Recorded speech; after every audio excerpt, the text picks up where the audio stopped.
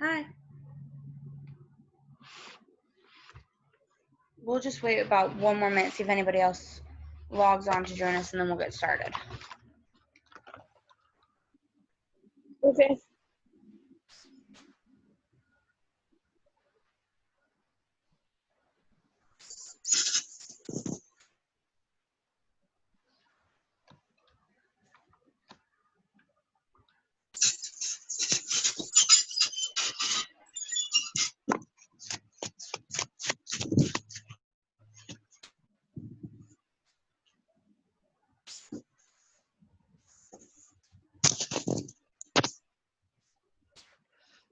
Okay, we'll go ahead and get started, and if anybody else pops on, they can join us. So today we are talking about trails and trail etiquette and the animals you can find on trails. So let's start with a PowerPoint. Okay. So trails.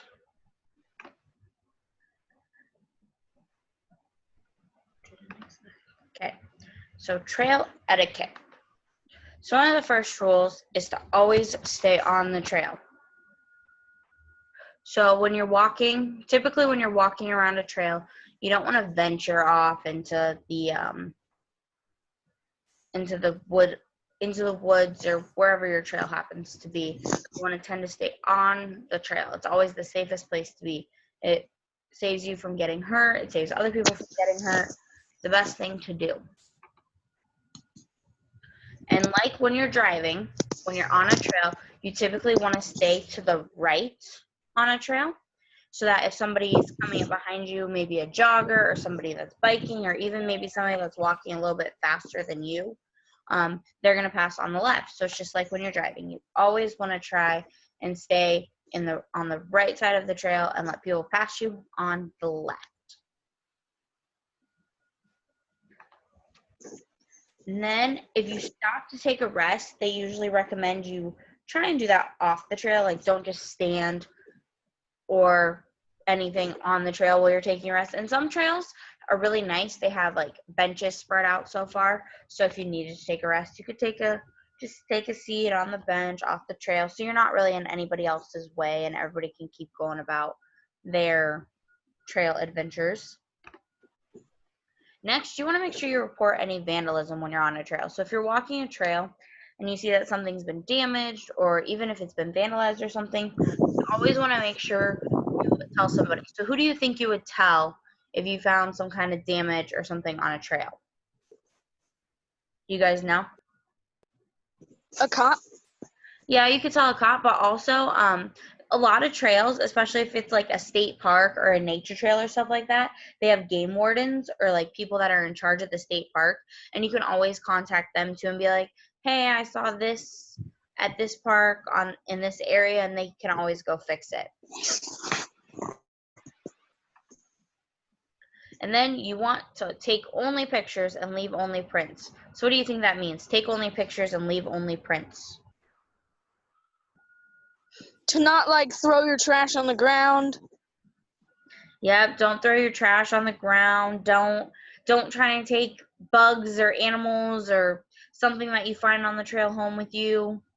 Try and just leave nature where nature is. And then you want to make sure you always know your specific trail rules.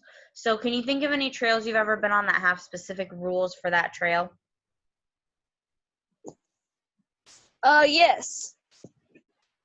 Every trail that I go on. What are those specific rules that you remember? Not to litter. You mostly just need to stay on the trail. And now with the COVID stuff, just stay away from everybody. Yep, and then there are also some trails that will say no motorized vehicles. You know, if somebody wants to ride their bike, Yeah. that's fine, but they can't ride like a scooter or something on there. Yeah. And then the last part about trail etiquette is always make sure you're being polite to other people on the trail. So if you're on a trail and there are other people, like you said, especially with COVID right now, make sure to maintain your distance. Make sure even when COVID is over that you're just always polite to people on the trails. Okay, so next we're going to talk about some animals. So what kind of animals do you guys think you could see on a nature trail?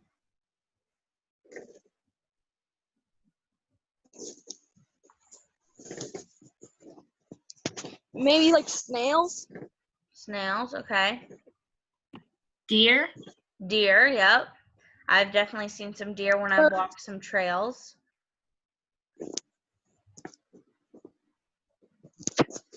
Have you guys ever heard of like bird watching? And people do that on trails a lot. You could see many different kinds of birds if you kind of excuse me, if you find out what kind of like birds are known to be in our area and stuff like that, you can do bird watching. I know there's a video for how to get started bird watching on the website for this week. So you could always do bird watching from the trails.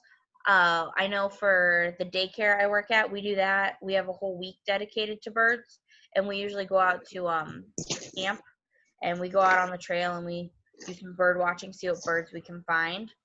You could also, on trails, you can find, depending on where you are,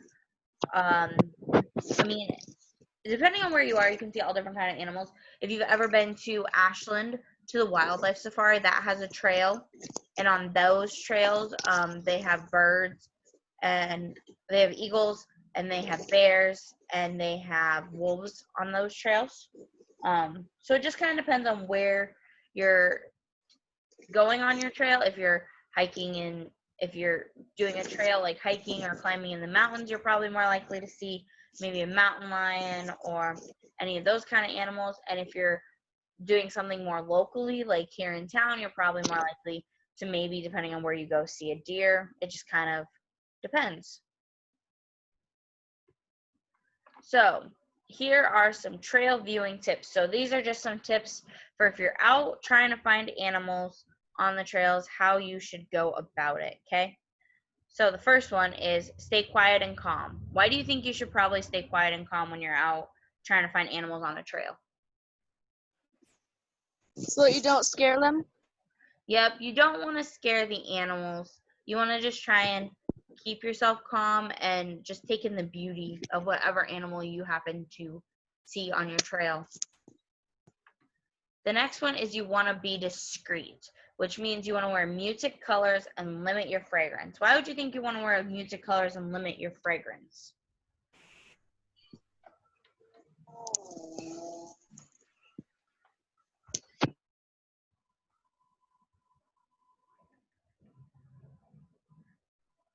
Any ideas?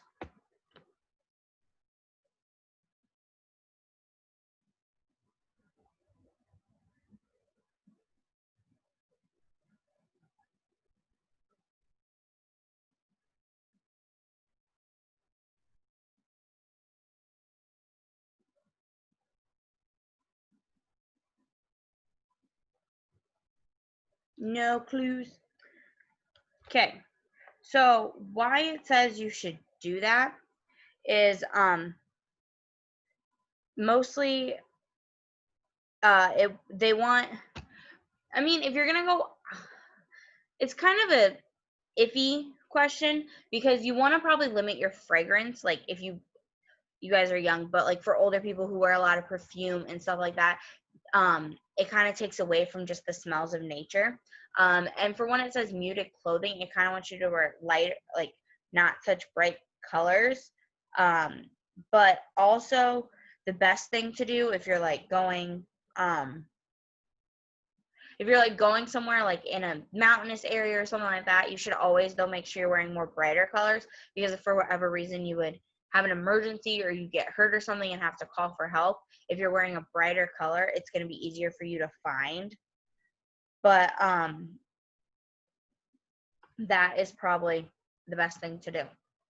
Okay, so if you are looking for birds, you want to make sure you use your ears to listen, and listen for their bird songs. That's the best way if you're out on your trails and you're trying to do some bird watching. If you're listening for their songs and you're more quiet, you're able to hear where they're coming from, and then you can maybe, if you have binoculars, you can use your binoculars to find whatever animal you're looking for. And then if you're looking for mammals like deer and stuff like that, usually their tracks can tell you if an animal's even been in the area. And even if you can't see them, you kind of know they're there if you see their tracks. What else do you think could tell you that there's been an animal in the area?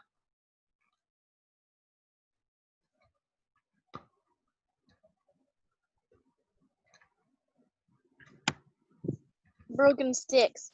Yep, if you're paying attention and you see like broken sticks, or even like it says, if you see their animal track, or if you see maybe they've chewed on some leaves or something there nearby. And also if you see animal scat. Do you guys know what animal scat is? Yes. Okay. So if you see animal scat, that also kind of tells you that that animal's been within the area recently. And then when you're using, you want to use your binoculars, because you always want to make sure you keep a respectful distance from the animals. You don't want to try and get up close and touch them or pet them, because sometimes you don't know where those animals have been, sadly. And as cute as they can be, you should probably just keep your distance and keep back from the animals. And then you want to be patient. Why do you think you have to be patient when you're trying to find animals?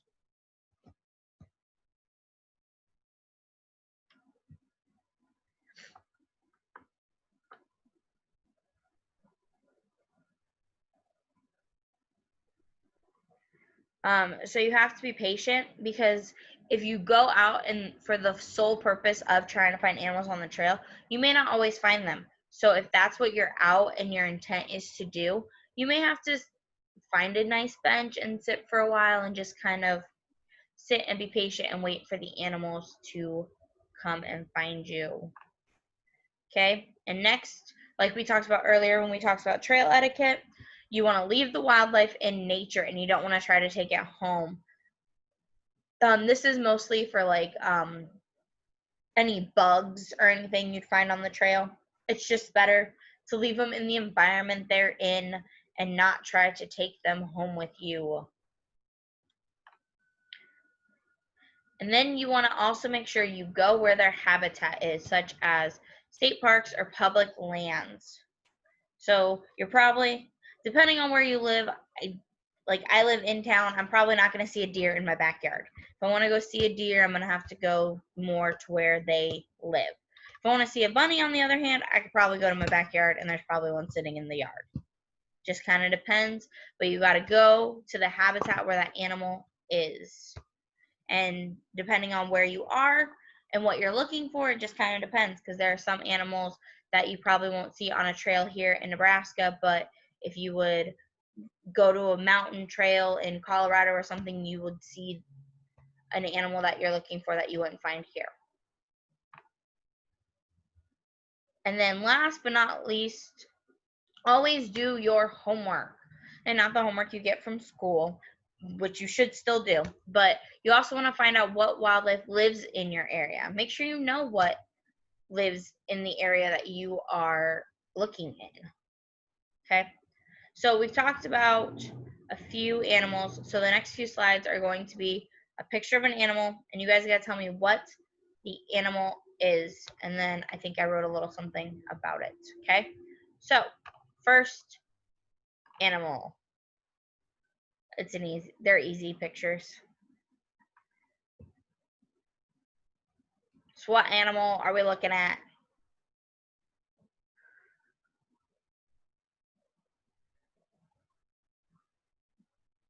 Deer. A deer, yep, that would be a white-tailed deer. I know when I was growing up, it was always easy to find these along the trail in my hometown. I'm originally from Iowa, and it was nothing to see these when I was out on my walks along the trail. So on most of the trails in our part of the state, there is a chance that you could see a deer, and they are mainly found in wooded areas, fields, and farmland. So more than likely, I doubt you'd see them if you went walking the trail around Johnson Lake, but I think if you go out to the state lakes maybe or stuff like that, there's a possibility you could maybe see a deer. Next. What animal is that? Coyote. Coyote, you are Coyote. right. That is a coyote. They tend to be found on trails where there is a creek bed, green space with tall grass, and or agricultural land. So sometimes they like to be by the water. They like to be somewhere where they can hide. I know when I was researching all this stuff, it does say they are known to live in our part of the state. So maybe you'll see one on a trail somewhere if you go around this eastern part of the state.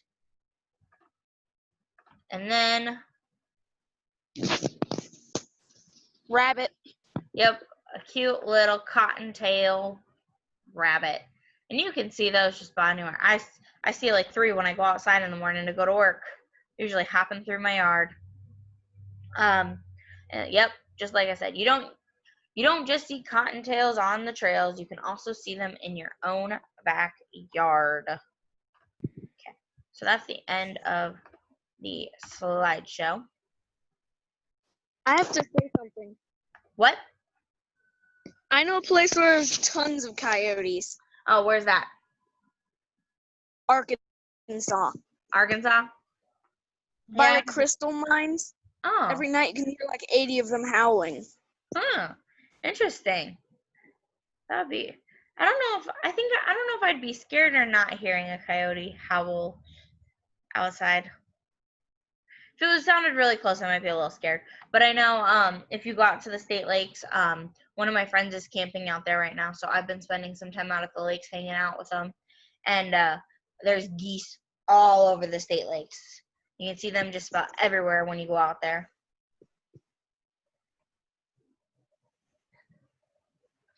So Another good place here in Nebraska is Lashera. It's a small town. It's in the country, so if you go there at night, you'll hear them howling. Oh, that's cool. Yeah, I'm not super familiar with all the places in Nebraska. Like I said, I'm originally from Iowa, so I did a lot of the trails in Iowa. But I know there's like I said, there's our trail here in town plus the state lakes, and then you can also I think Mahoney State Park has some trails on it, and then there's the whole wildlife safari in Ashland, and that does have, like I said, a couple. They're kind of trails. They lead to animals, which, I mean, but they're still trails, and you can still see other animals like birds and stuff like that. But it's always good to be. Kind of like how they have wolves. What? Kind of like how they have really curious wolves. Yep, they have wolves on that trail. If you park in the one area and there's the petting zoo and all that, they have all those wolves that you can walk up to and see. I've been there a couple times growing up as a kid. We'd come over and go to the wildlife safari, and I've been there a couple times as an adult, and I think I've seen the wolves maybe 2 or 3 times because they always seem to be hiding when I'm there. If you go there when it's raining with a green umbrella, all of them will come to you. Oh, really? Has it worked for you? Yeah, the first time I went there to see the wolves, and it turns out the white one is the alpha male. Oh, cool. I didn't know that. You learn something new every day. So that is the end of our Nature Week, where we have learned all about different fun stuff this week. We've talked about trees. We've talked about paws and prints. We've talked about hiking, biking, and climbing. We've talked about trail etiquette. There's one more day that I'm forgetting. Oh, is it poisonous? We talked about things that are poisonous out in nature.